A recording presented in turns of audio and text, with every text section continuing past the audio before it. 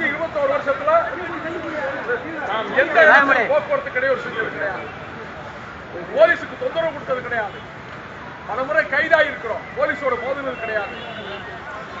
இப்பொழுது எனக்கு வரவேற்பே தெரியாது. நேற்று ராத்திரி தான் தெரியும்.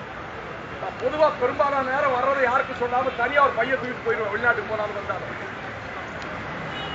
துணை முதலமைச்சர் ராமசாமி அவர்கள் தலைமையில் 5 கண்டங்களில் இருந்து பிரதிநிதிகள் வந்து 3 நாள் மாநாடு நடந்து இதுவரை எந்த மாநாட்டில் நிறைவேற்றப்படாத ஒரு பிரகடனத்தை நான் உடனிருந்து செய்திருக்கிறேன்.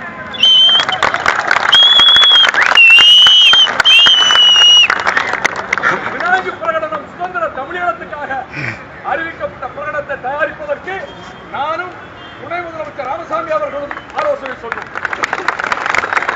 என்னுடைய கருத்து தான் ஏற்றுக்கொள்ளப்பட்டு பிரகடனமாக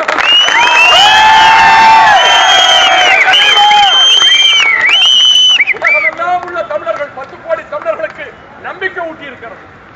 அதன் காரணமாக கழகத்தின் கண்மணிகள், அவைத்தலைவர், பொருளாளர், துணை பொதுச் செயலாளர்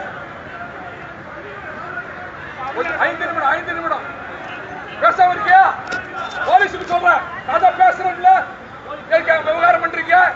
நான் தான் போகலையே, சேரியட் போகலையே.